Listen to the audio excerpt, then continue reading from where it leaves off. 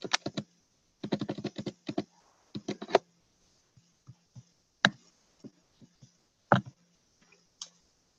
kia ora koutou everyone. Welcome back for session 3 of the Leadership Mastery Foundations program. I'm Sarah Wilson. I missed session 2 with you, although I got to watch it later, but back for this session, and I'll be coordinating things behind the scenes.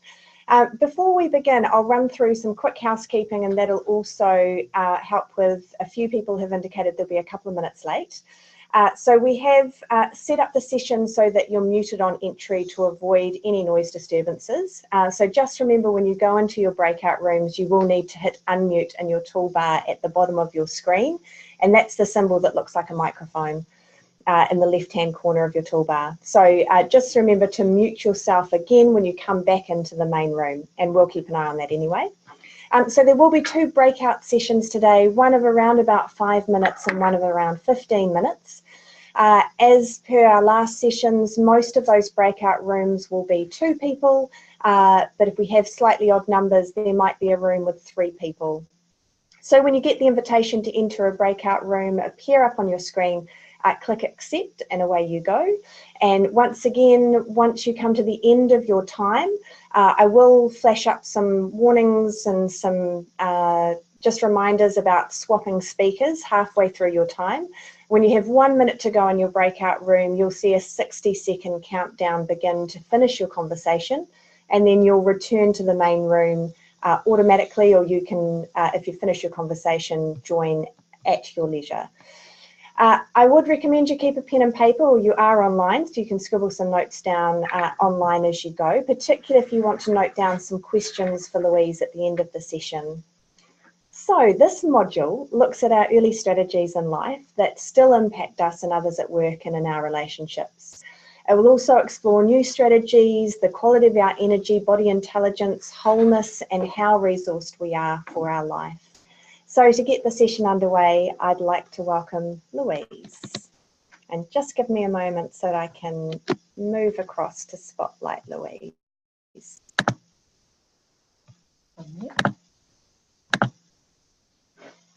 Great. Well, yeah, kia ora for me. Hey, great to see those online again. I know some have already texted me because we've just had 2 days with some of the people on the course. So I think maybe I've exhausted them or something, but they'll be catching up later. Yeah, so as Sarah said, a bit to get through tonight, and we'll try and kind of keep a pace that's digestible, and we'll be kind of breaking into pairs to help digest. But let's just start by doing your inner selfie and feeling, how do you arrive in this session? So remember, there's not trying to be anything other than you are, and great if you can just write that 1 word or 2 words into the chat so I can see that. I really love seeing that, how everyone arrives today. So yeah, feel into that, and then just post that in the chat session.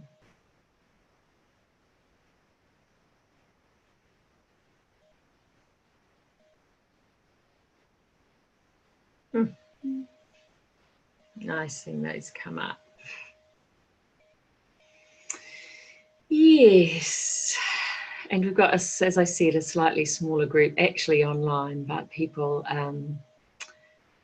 still arriving and wanting to catch up with the recording. Beautiful. Thank you.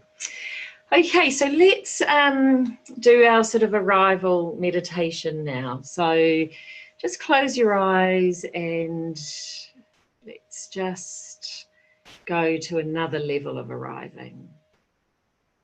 So feel your body and the weight of yourself on the chair. And just feel like you can take a few breaths, and the outward breath allows you to sink further into the chair. We just did this before as a team, and it's amazing just how a few moments of relaxing can revive. So just let the chair hold your weight Notice if you are holding things in and up often. Just kind of feel how your body feels in this moment. Just do a scan of your body. What do you notice about your body? I've already seen some of the comments. Just check in at another level. When we sink into our body, there's such a sea of sensations.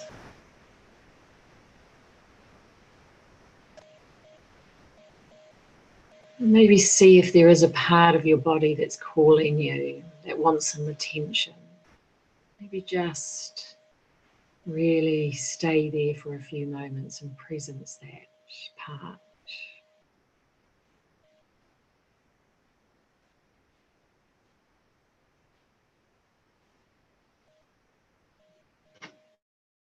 Does it have anything it wants to say to you?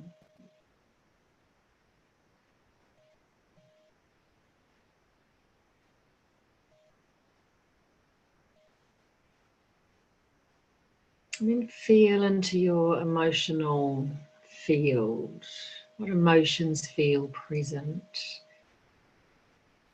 Is there anything around you that you need time to digest, that you just haven't had time to do?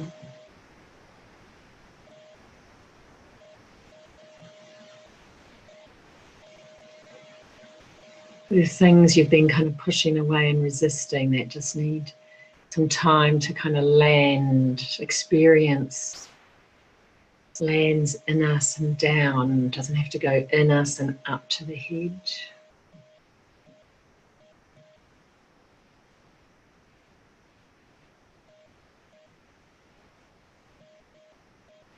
Just notice anything that's on top for you.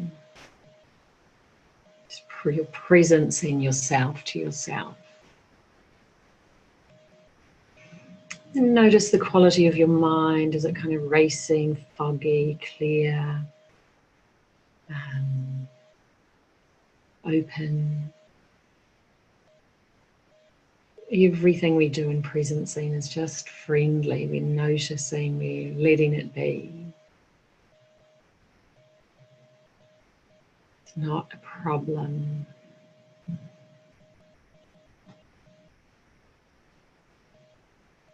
And take a few breaths. We'll go into our first breakout, just to again have the wonderful opportunity to presence yourself and whatever's on top and whatever needs digesting to another person.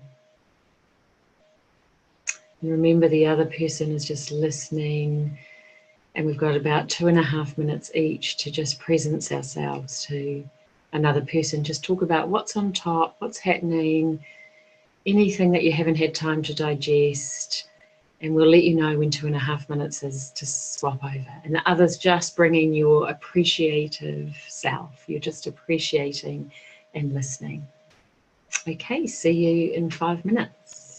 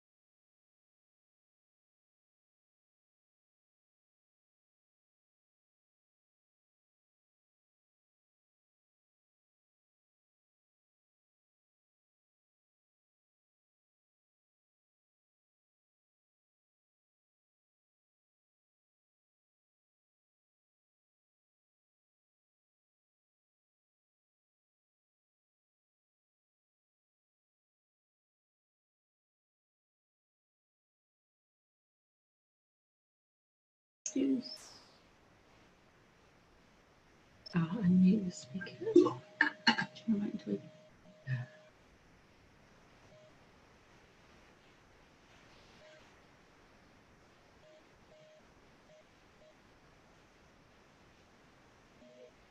Okay, I think we are all back. So just notice if you feel any different from when you first put that word there. And yeah, I so believe in the power of these micro pauses to just presence what's happening, have kind of a whole multitude of small moments in our day that really help us come back into center and then go back into our work or relationships. And we don't all have time to kind of meditate for hours each day. So this is all about how we use leadership to kind of awaken. That's what the course is about. And part of it is how do we keep coming back to presence in a way, to whatever's really happening, to being here now. So we've kind of got three big explorations to do tonight, and I just first want to kind of summarize a bit what we did last time. So we looked at congruence, we looked at emotions as wisdom, as not a problem. Remember, the nature of the mind is it wants to make everything a problem so it can solve it, but actually most things aren't a problem. And it's quite a profound practice in itself, a meditation practice to practice not having a problem.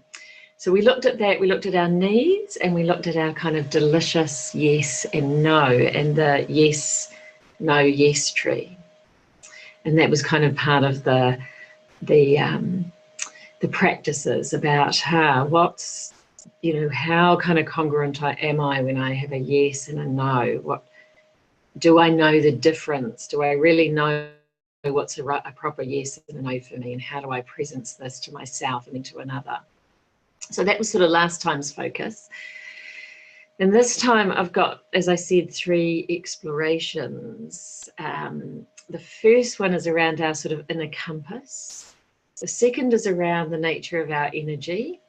And the third is around our early life strategies and how they show up today and how we might be ready to adopt new strategies. So each of them is quite a big inquiry. We'll see how we go, and then we'll have a chance to digest again in pairs. So the first one, our inner compass. All the traditions throughout the world have these sort of two places that humans can come from, this essential self, and often some say the egoic self or the small self or the self that's trying to protect. I kind of used to see this essential self and the ego, but more and more I see this essential self and trauma, because it's really trauma, intergenerational trauma and trauma in our life, even if it's been over time and not one big event, that often shuts us down and has the need to protect. But the inner compass never goes away, this inner GPS, this inner place of wisdom. So the first thing I'd really like you to think about is, what's your name for that place in you? Even if you think, oh, do I have it? Just for now, believe me, you totally do. And let's think about that place. So for some people, it's their heart. For some, it's their wise self. For some, it's the Modi. For some, it's the spirit or the soul or the core or the center. Just think for a few moments about what name feels right for you in this moment. You can change it. You don't have to be wedded to it. You might already have a name, but what feels right for you?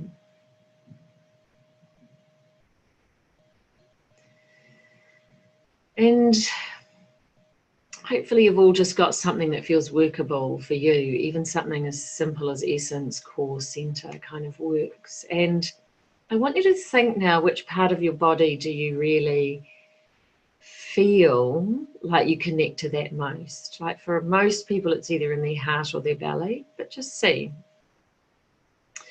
where feels the best for you to connect to, that isn't the head. That's the head's always kind of narrating our life and telling us off, and And it's not wrong, it's amazing, but it's another place. I connect with mine and my heart.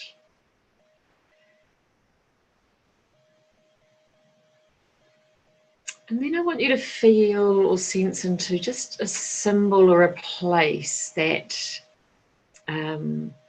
might help you connect to this word you've got. And it's good that if it's not a person, because our relationship with people is can be at times turbulent. So that's why it could be just a symbol like a waterfall or a sea or a river or a flower, or it could be a place. So you've got your name, you've got the place in your body, and you've got a symbol.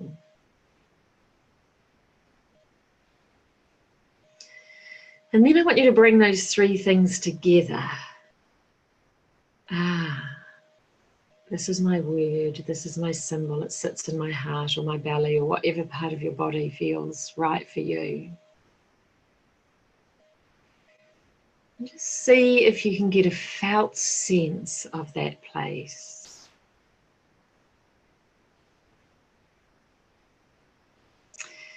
And it so grows from recognition. This place in us grows from recognition, actually, and by feeling it and feeling its qualities. I know it may seem mysterious, but it's really tangible as we grow it. And I'm sure for many of you, you already really feel that place. And then what we do is we kind of trampoline often from this kind of wise and essential part of us to our head, and then back to that, and then back to our head. We do quite a lot of trampolining for quite a lot in our life. And I really want you to hear that it doesn't matter how often you leave this place. It only matters that you learn to come back. So the practice is coming back. Oh, come back to this place. And that's why these pauses and presencing. Oh, come back to this place. The mind's kind of often doing its thing, creating the problem. Let's come back to this place. It helps us grow the witness for our mind.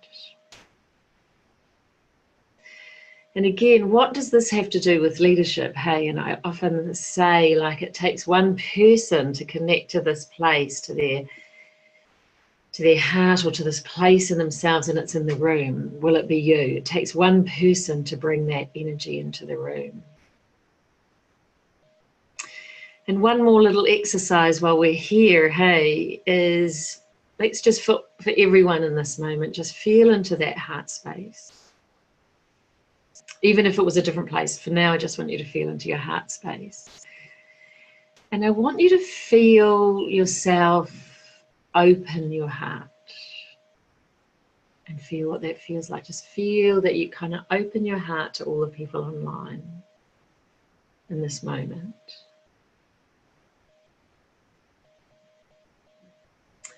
And then I want you to feel like you can close your heart. You can just close off. And feel what that feels like.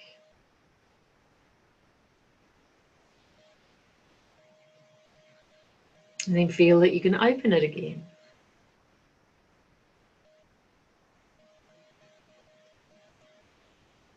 And feel what that feels like.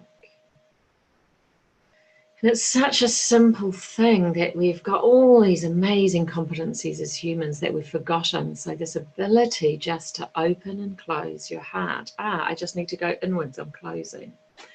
I can open out to people. And these are two really amazing practices. I can connect to the center, my core, whatever your name was. The symbol can help. And as many times as you can, come back to that. You can try and talk from it. You can try and have your words come from it. You can connect to that as many times as you like in a day. It's very simply. And then the other thing is you can practice this open and closing of your heart. And if you were in your belly space, you can also practice that. But the heart's quite a powerful thing to feel, hey? And I've just closed my heart. Do I need to do that? Can I practice opening it? You can practice that in meetings, especially one-on-one meetings. Notice what happens. We often just end up with a bit of a closed circuitry that there's no reason to. It can be a habit. So these are kind of two beautiful practices, but they're also really important places to come back to when the mind's kind of doing its kind of rant often, but also when we just need to relax. And this goes into the next inquiry. We have two parts of our nervous system. Hey, we have the activation part and we have the regeneration part, or the sympathetic and parasympathetic nervous systems. These are so important that we really understand when we're in both.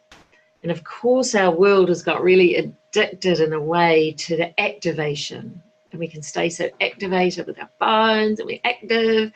And that's not wrong either. But the more we can actually also calm that activation and go into the regenerative system via these two mechanisms of coming back into another part of ourselves, the more resilient you can be in your life, because you can activate and then come back. And I talk a lot in all my courses around, we have this amazing dance as a human being that we can go from being to doing, coming back to my deepest being, coming out into my work, coming back into this wise place, going back into relationship.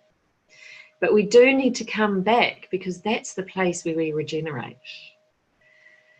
And if we're constantly in activation, we can lose touch with the wise part of ourselves, and we're not the one bringing it into the room.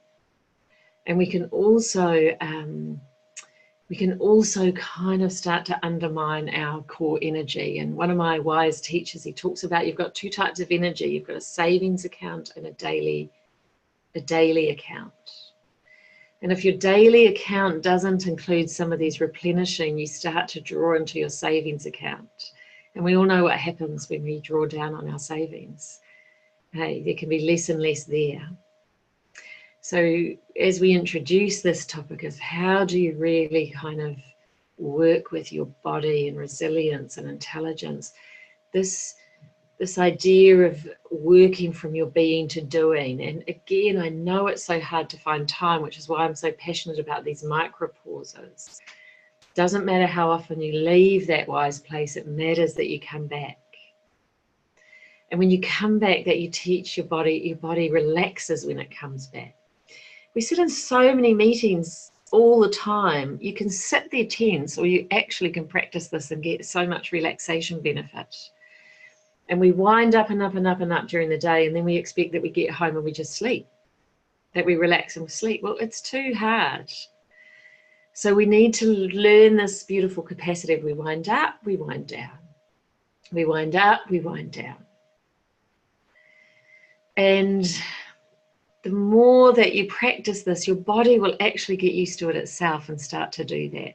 And you can add in a hand movement that actually, when I'm winding up, I'll just do something with my hand or my body, touch my heart. That also, if you do that every time you wind up, that's a signal to your body to go into this other place. It's quite magic. After 2 or 3 months, it'll naturally happen. Your body you'll start to wind up too much, and your body will kind of put your hand there, and it'll teach itself. It's quite a miraculous thing. So really beautiful and essential practices to be the one to bring wisdom, groundedness, aroha into the room. I can open my heart in the room. I can come into that. And I know I've said online before in this course, but a great gift you can give each other in meetings is a pause. Could we all just start the meeting with a pause? And the beautiful practice in Te Ao Māori of the karakia in some ways is just to ground to the kaupapa of the event, but it's also a reflective time to kind of pause and come into yourself. But you can have many of those pauses during a meeting. And just have a feel in a way into these nervous systems, this activation and this regeneration. Just some questions, How much is regeneration part of your everyday?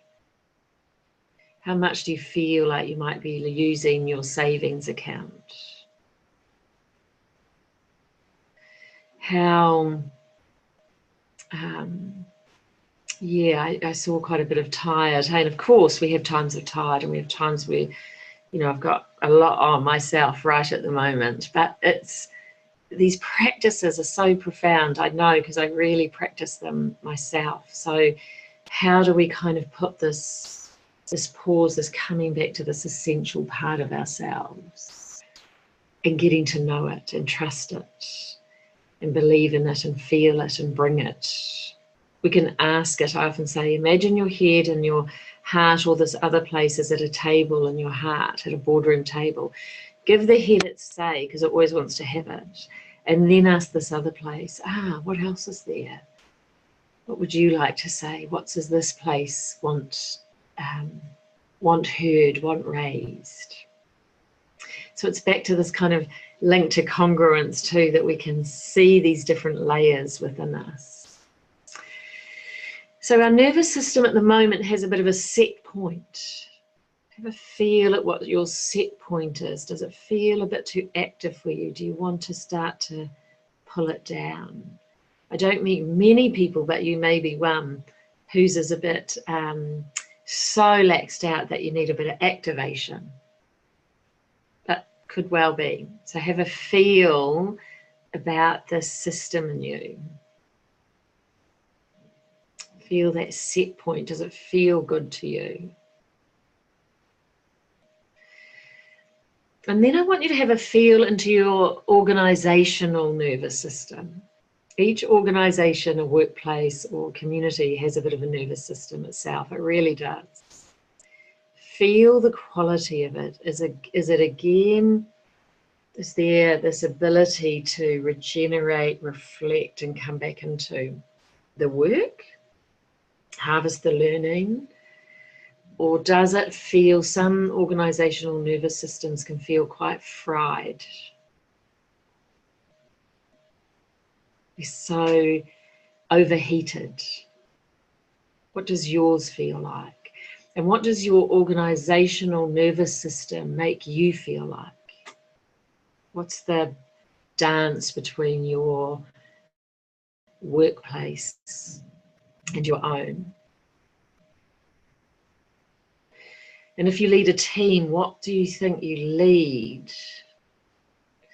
Because this real activation doesn't necessarily get the best out of people. In the short term it can, but over the resilience, over the long term it doesn't. And it also doesn't get the wisdom in the room.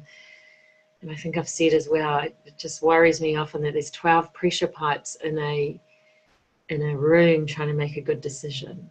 Who's connected to the wisdom? Because all of it builds up pressure if we keep getting activated.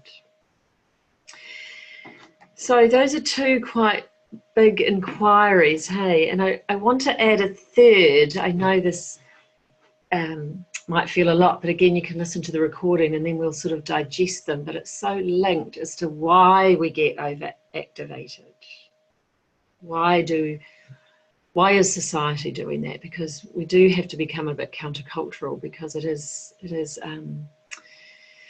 getting pretty much the norm to be just super connected 24/7, activated, hey, and I believe that we have to stop colluding with that and find these pauses that help us regenerate and others regenerate. I think we're all part of kind of the self-healing mechanism of the world, or we're part of continuing to sort of traumatize it in a way.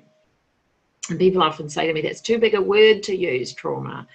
But I'm unapologetic about it, because I think that's the era we're in.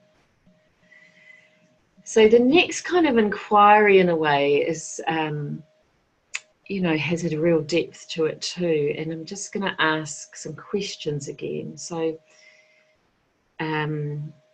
it's all about our early adaptive strategies to thrive anyway. And when we're young, it's an amazing thing about children, that they really, and if you've got children as well, think about this, but think about yourself as a child. They're looking around thinking, what do I have to do to kind of thrive and to really show up in the world, what strategy is going to work given my conditions? And here's some of the strategies that young kids kind of do. They kind of can go into, I'm going to be the good girl, I'm going to be the, oh boy, I'm going to be the helper, I'm going to be the pleaser, I'm going to be the peacemaker, I'm going to be the grateful one, I'm going to be the black sheep, I'm going to be the naughty one, I'm going to be, because that's how I'll get attention. So we kind of adapt these early strategies, and they're so intelligent. They're so the right thing to do for children, because they work out what they need to do. And then there's they can often drive us in our life, and certainly they show up in our life until we start to say, I'm allowed another strategy. I can also be the one who can work with confrontation. I can also be the one to name. I can also be the one that can look after myself as well as everyone else. I can, do you know what I mean? We kind of can start to think about new strategies. But for you, think about your early life and what your strategy might have been to get your attention and love. I just said a few, but there are plenty, hey? We just feel, what I did is became the helper. What I did was become the observer and not make any trouble. What I did, what might have your strategy been?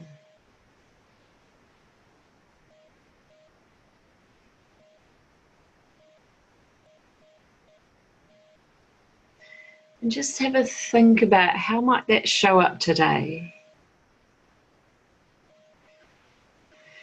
What do you allow? How does it show up today? And what are you allowed as part of that strategy, and what are you not? Because it goes to our needs, it goes to our yes and no, it goes to our not bypassing ourselves for others. We keep saying it's like tato, not koto. We're included, we're not separate.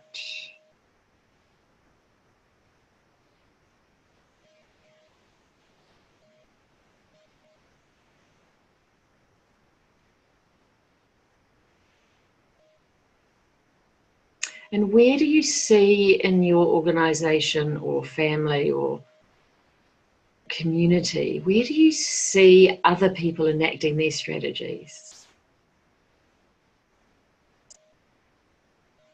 Yeah, that person's always trying to be the nice one. How do you feel when you see people enacting that? Because I believe we're all on our road to wholeness. We're always walking towards our wholeness, and that's really an integrative process around our whole grittiness and creativity and wildness and play. And your best thing is to be a full expression of yourself, but often we've got these strategies can keep us a bit narrow. And I know this is just such a controversial thing to say, but the helping energy or the trying energy aren't the most transformative energies.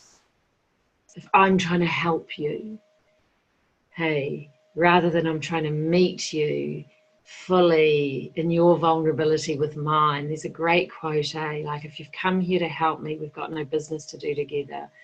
But if you've come here to mutually learn, then let's have something together. And it was, I can't remember who wrote it, I'll find it, but such a beautiful thing. So we can often get into, we need to prove our existence. So that's why we get overactive, because I don't believe I have the right just to be myself in my full expression. So part of sometimes what I do is I give people a being right at the end of a course. You have the right to just be you. I want to see you fully show up. And that then is such a healing energy in a way. And then a meeting energy of like people meeting, you know, I'm vulnerable, you're vulnerable, we meet, we have different vulnerabilities. We can help each other. I learn from you, you learn from me, whatever.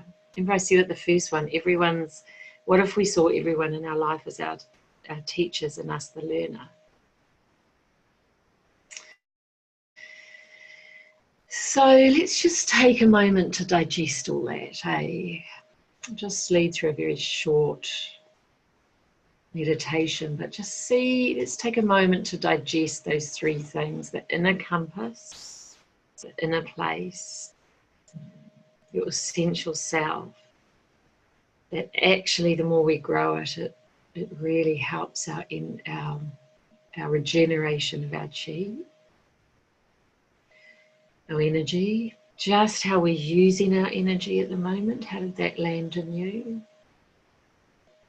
Our nervous system, the organizational nervous system, and kind of this right to be that we might have lost early in our life, that kind of propels us into this over-efforting. I have to do more because I don't feel I have the right to really be myself, and that's going to be valued.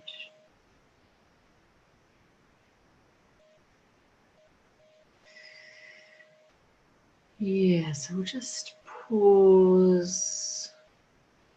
Just notice what comes up for you. What questions, what insights. As I say, they're all three of them quite profound. Can you feel that essential self? What would it be like that you came back to it 1,000 times a day, really simply, in whatever you were doing in life?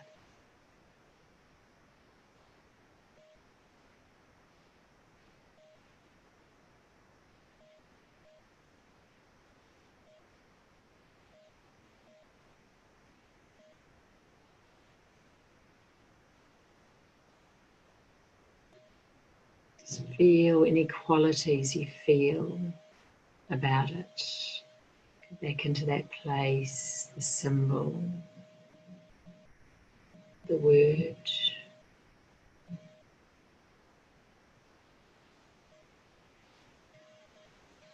What would it be like to have kind of an intent to grow that place?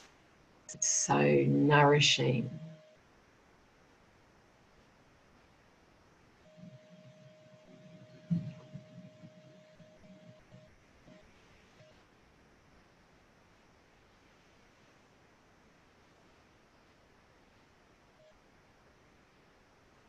Just notice any of those qualities.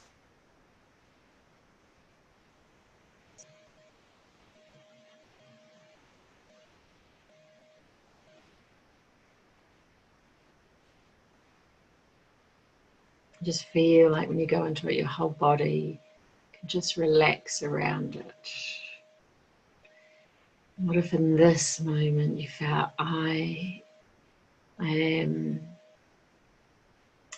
enough.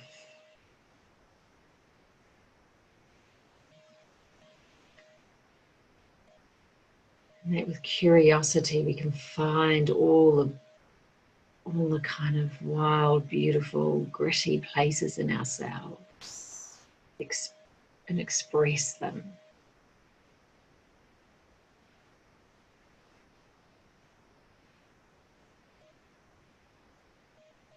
As well as the managed, careful, like we often have those really well down. I'm not wronging them, we just have them. Yeah, so feel, we're going to come out now and then just slowly acknowledge what's there for you. And we're going to go into our pairs. And what's the time? I think we can have 10 minutes each to really get presence to another person. We'll tell you when the 10 minutes is up. Anything you want about any of those three things. And really take the opportunity just to explore. And the person who's listening, when you're just listening, appreciating, and helping them presence by, is there anything more? How do you feel about that? Or just really simple questions. and we'll see you back in 20 minutes. Enjoy the opportunity.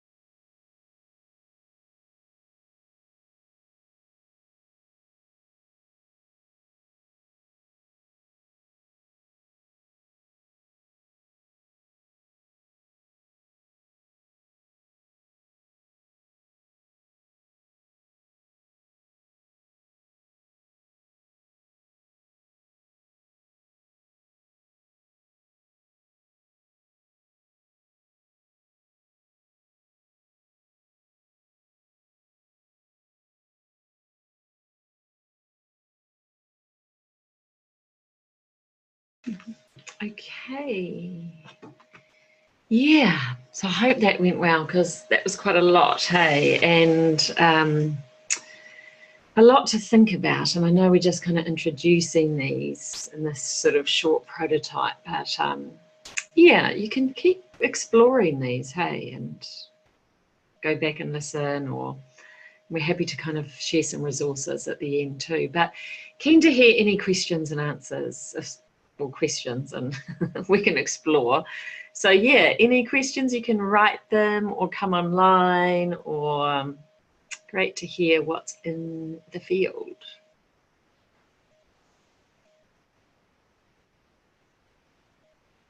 Any ponderings?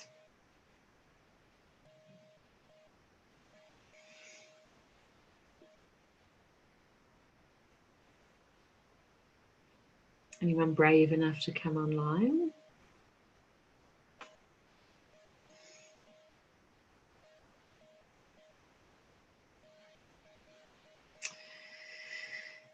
Yeah, so maybe while we see if there are, oh, there's one.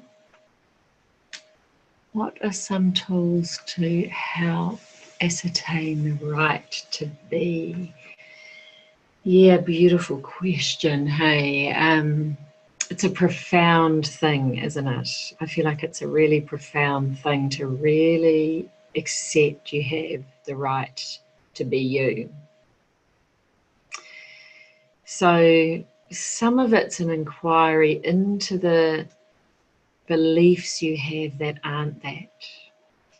And that's kind of what we started today, like, what sort of beliefs do you have about yourself? And, you know, they're always called kind of self-limiting beliefs, but, and how can you see where you got these beliefs from? Because a lot of them come often from early life, hey? And I think one of the biggest tools, and it's profound in itself, is at some point in our life we kind of have to reparent ourselves. And children, often young kids, it's amazing, hey, their brains are so shaped by the universe they're in, which is the whānau, and depending on what those messages, they'll even really exacerbate them, and often the negative. Hey, I have to be this, I have to be that. And for those with young kids, the more that you can bring them up just to experience who they are and let that essential self grow in a way, because we're not meant to be perfect. We're not meant to be everything, or we wouldn't need community. So it's quite a profound thing to start to turn this around, of how do we kind of start to reparent ourselves and start to dismantle these beliefs about ourselves. Because I really do believe that everyone has a perfect essential self that needs to flourish in the world. So yeah, growing the essential self is one. I think in the end, these are our biggest tools. We grow the essential self and we dismantle the ego in a way, which is just the protective self to keep us safe. So we start to kind of dismantle those beliefs about, and the strategies to let the essential self out more. And that's where meditation's such a good tool, mindfulness is such, all the tools we're talking about, coming back and really feeling that essential self grow. And it grows by recognition. And then we start to trust it, and then live it, and then bring it, and then it's all game on. I don't clearly understand the second exploration. Yeah, the second is around these two parts of our nervous system, hey. We have them, the activation part and the renewal. And I think it's much easier to feel the activation part. Hey, and we know when we're overactivated, that's the nervous system getting very tight and overactive. It can get very tight. Whereas the renewal part is when we settle into that essential self. And we can get so used to our set point that we think it's normal. but actually we can reset it. And any kind of form of relaxation, even the inquiry we just did before around dismantling these beliefs which make us over effort. If we don't trust this wise part of ourselves, we have to make more effort rather than, what can I find in me? What do I need to presence? What's real? What's congruent? It's so much less tiring just to be yourself, congruent, what's happening in the moment. Remember, the congruence is about, I'm a bit confused right now. Not trying to say something that isn't true for us in that moment. So these two parts of the nervous system, and it is quite hard to really get that an organisation has a nervous system, but I kind of believe they do, and I'd be interested to hear if other people could feel that. And I know some of the organisations online, and I can feel their different nervous systems. So it's you can feel if it's getting too overactive at work in a way, and everyone's and then you can feel the quality of that. So yeah, just having a look. That's a good question. I just got handed one. Yeah, what strategies do you suggest when your organisation is activated and you need to replenish? That's a great one too, isn't it? Wow.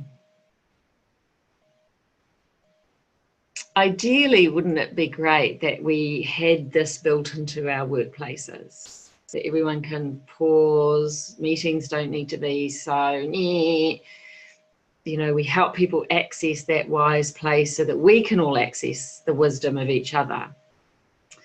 But there's not many organisations that really get to grip with this, and I know some do and some here do, and some will find that difficult. But I think anything that we can do to also say, how's everyone feeling in this moment? Do you think we could all take a pause? Can we start having healthier practices at work? We all know the problem with stress. There's so much written about it. I'm not going to talk about it, but really asking and challenging an organisation to have healthy practices is a great thing to do. And anything we can do ourselves when the organisation's quite wide to ground. I spend a lot of time feeling my feet. And the more organisations activated, I'll spend more time feeling my feet. So that there's a grounding and feeling my feet in the earth. So to stay grounded, because we can tend to want to join people up in the activation. So it doesn't mean we don't get excited. I'm just saying when it just gets more and more stressful and wound up. And I think we can become that voice of wisdom in the room. And I think we need periods away from those until we can really learn to do that we can replenish ourselves. So ideally we'd replenish, all organisations would be like this, and I know some are doing some great practices. But if yours isn't like that, it's really starting to think how you can challenge them, but also think about how do I replenish on the way to work? How do I replenish on the way home from work? How do I digest and ground on the way home? How do I kind of be a grounding force in the room? But I really think take your own replenishment seriously. Anyone in leadership, we've never been in this time of pressure before. We've been others, but not the 24/7, everything we're exposed to, global data, trauma, everything. I just feel like we have to take this so seriously. Your own ability to access your wisdom, ability to calm your nervous system, ability to replenish. Lots of things, hey, sometimes it's joyful things, fun things, working with people, meeting people. I really think meditation's such a power tool. So anything, there's so many apps, hey, it's such an amazing tool. Like at the first session we talked about, like 10 minutes at the end of your day, digesting some space, connecting. I want you to really add connecting to this kind of wise place in a way, growing it, trusting it. Let me have a look. yeah, I'm guessing that meditation is a good way to help. Meditation, definitely, as you do more meditation, is one of the things that replenishes your core chi. It really does help do the deeper layer than just your daily account. So I'm so in favor of doing that. And as I said, there's kind of Buddhify, there's calm, there's mind space, there's some great, you know, and we've posted some too, but there's really great meditations around just to start to get into that habit. It's all about calming the nervous system, and anything like yoga nidra, which is a big relaxation practice, shavasana, a yoga practice, anything that relaxes. Every night when I get into bed, I actually spend some time just relaxing my body, each part of my body, because you can't help but take on you know, different stresses in your body. So I just, as I lie down, I just relax every part of my body. So there's some great things you can do like that as well. Yes, how do you move a group organization from the activate to the regenerate space? Well, you want both, eh? You want activate and regenerate. It's this beautiful dance of both. So how do you move and I think I've kind of talked about that, eh? Like how do you challenge an organization to say, you know, are we getting the best out of our people? And also to say, I'm feeling that we get over-activated. Could we start some new practices? I'm just so into prototyping, practicing, just give some things a go. So you can be the vehicle of that. You can say, hey, could we try some different practices and see how that lands? Just the act of running a small grounding, short kind of relaxation or meditation can make such a difference. Like, can we just take a pause? Can we all connect to ourselves? Can we? So all of these just, yeah, I think really start to challenge the way things are and suggest some practices for some new ways of being. I think we've all got to find these different ways and ask people around the table. People have good practices, because ask them to share them and see, okay, well, let's practice these 2 for the month and then some other 2. The more I go into organizations, the more I see people are actually really finding their own really good practices, and you can feel them. So I would be asking as well.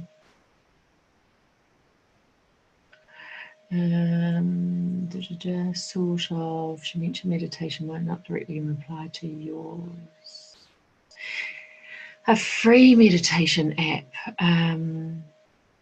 So Siren's gone Headspace, the first 10 meditations are free. I'm not sure about other free ones, but I think quite a few of them do you know, to start off free. So have a go at that. I think Mindspace have some as well. I would just have a bit of a Google. I should know that. That's a really good question for us and our little organising team to kind of find some actually. So we'll have a look at that and see what's there, so that we can kind of post some of those onto the site. I think there's a really lot of good ones. I know that Sounds True have some as well. Yeah, there's some great meditation and mindfulness teachers around doing that. So, and happy to keep posting some as well. So I think we've done that a couple of times, but we can throw some more on. Oh, Insight Timer is a great app and it's free. There you go. And Smiling Mind. Yes, yeah. So any other, on Spotify. Yeah, so as I said, hey, some big inquiries there. And I think it's really good to start an inquiry into your organisational nervous system with it. Like, is this optimal for everyone? Like, I know some organisations that I kind of have been part of, it's just become the norm to be stressed and busy. It's become so the norm, hey. And I think it takes a few brave people to go, is this really how we want to operate? Hey, is there a better way here? Could we practice some new things? Remember, prototyping, we'll talk about that next time, are just small things to try to see what works and doesn't work so you can adapt and try something else. I think of prototyping as just, it changed my life, adopting that as a key strategy, that I just try things, adapt them rather than have to get them perfect. It's very linked to being, I'm a learning school of life. I'm not a getting it right school of life. So I think we have to really practice some of those things as well. And anyone with a Māori lens, there's so many great tools there just to keep bringing in. I think keep bringing them in. Again, of reflection, of slowing, of thanking, of the karakia, of so any with those tools, man, they're great. Yeah, so I think we're coming to an end. I hope that the time checking in was really good for you, hey, to digest with some person online. I've heard such great things from people about just the quality of being able to meet someone online that you don't know and check in. People have been so kind of complimentary about that. So maybe before we just kind of go into the IAP next time and wind up, I'd love to see a word from you all about how you leave this session, whatever that is. Hey, just be congruent about how do I leave this session. Might be frustrated or challenged or happy. I don't know. It doesn't matter. It's whatever your word is. So let's just, so I can see that. Relieved, it's nice. Regenerated. Spirited. Reflective. Relaxed. Centered. Beautiful. And there's some beautiful tools we talked about tonight, hey, around the opening and closing of your heart. I think it's so cool this is your choice. Hey, this is you who controls this. This is you. And just that essential quality to really grow that. These are all, they seem really simple, but they're really powerful. So keep kind of practicing them. And the IAP, I know we put a lot in there. So again, it's just what's going to work with you. But the inquiries around the energy we bring into the room, what energy you bring into the room, and working with that, and what did your energy feel like today? What did you notice about others' energy? It's starting to kind of tune in and notice what did that impact on you. And this is part of the answer to the organization too, as we start to realize what's happening. How did you impact on others? And what kind of energy do you will post this, but what energy do you generally think you bring to your work and life? And how might that link to these early strategies? And yeah, it's an inquiry back into this essence of you and what it feels like when you're really connected to that. And you can really practice talking from it. And then there's some actions about working with that energy and essence to inform your life, and some strategies for meetings, checking in before each meeting to see what state you are in and what energy you will bring into the room. Can you presence it and then go into your essential self? And again, see if you can try and prototype a new strategy in a meeting from one you would normally do. So, and there's some examples there.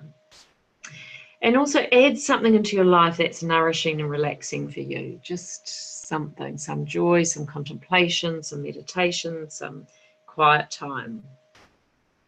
And then the practices are all around conserving your chi or your energy. Again, coming back to essence is also like coming back to ease. How many moments in your day can you just come back to this ease and essence with the body relaxing? It suggests practicing meditation 5 minutes, 10 times a day, morning and night. See? And then practice asking your essence questions. Like I said, you can ask your head and you can ask that other place. And there's a few other suggestions there. Don't make these a burden. They're just suggestions, and see how that goes. So I'm going to pass to Siren in a moment. And also just want to say we've just finished in one of the weird things I do, I love, is take people on inner outer journeys, working on their inner outer fitness. So we just finished 6 days walking Waiheke, 100K. It was amazing with a group of people, so beautiful. And we really work on all of these strategies while we walk. Each person kind of gets individual attention as well as a group process. But so we've got another couple coming up, and we'll put a link on the website, but I might also take them in Spain on the Camino, which are the sacred trails. So there's 2 in July in case anyone's interested in joining. And we probably will do another one on Waiheke at some stage, but maybe not this year. But we'll let you know if there's any other opportunities as well. So thanks, everyone. Please feel free. I know the Facebook isn't that active, but if you want to ask anything or post anything, and we'll try and kind of be a bit more active on that as well. But yeah, let us know any questions and we'll try and find some more free apps. Okay, well, Marie, happy evening, everyone. Over to Sarah. Thank you, Louise. Look, a very warm thank you to Louise, and thank you also for your participation. Our next session is Tuesday, the 27th of March at 6 o'clock.